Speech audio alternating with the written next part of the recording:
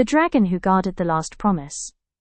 Long ago, in a land of rolling hills and mist-covered valleys, there stood a quiet village named Ashenford. The people of Ashenford were known for two things: their honesty and their fear of the mountain.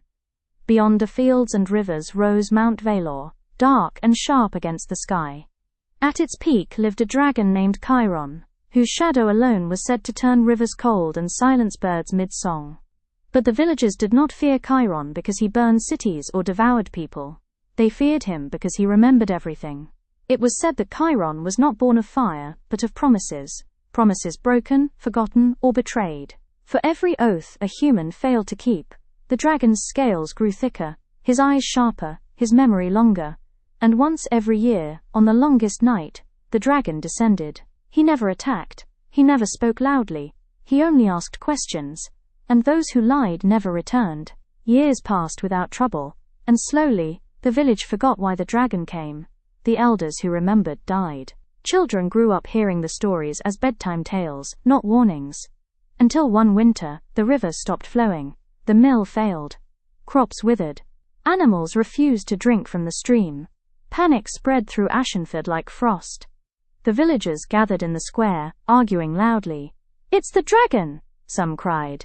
"We must offer him gold," others said. "No, send someone to fight him." But one old woman, Grandmother Ellen, spoke quietly. "The dragon does not want gold.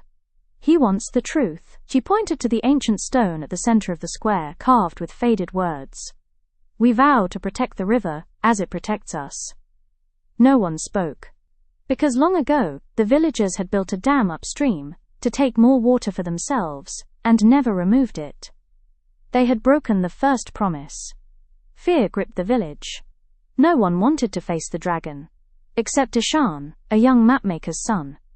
Ishan was not strong. He had never held a sword. But he had a habit that made people uneasy. He listened. "I'll go," he said. His mother wept, his friends begged him to stay.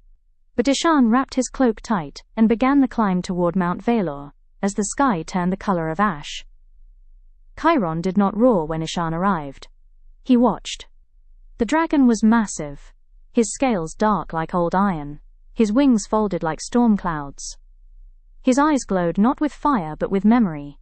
"You are not the one who broke the promise," Chiron said, his voice deep and slow. "Why are you here?" Ishan swallowed.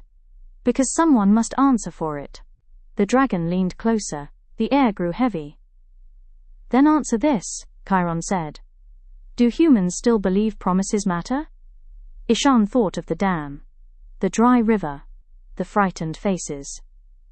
"Yes," he said honestly. "But we forget when it's convenient." The dragon's tail stirred the stone. "And what do you offer in return for remembrance?" Ishan removed the map from his pack, a detailed chart of rivers, paths, and villages.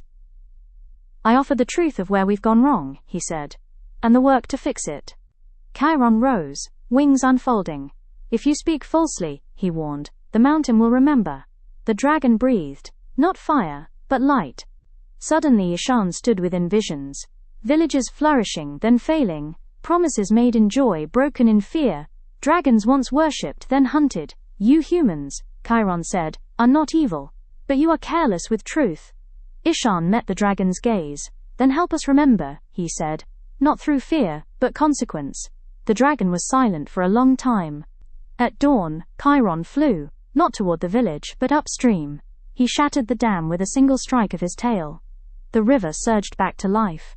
Then the dragon returned to his mountain, but not before leaving one final gift. A stone was placed in the village square, glowing faintly, carved with new words. "Promises live only as long as we keep them." From that day on, whenever a promise was broken in Ashenford, the stone grew warm. Not hot enough to burn. Just warm enough to remind Chiron was never seen again.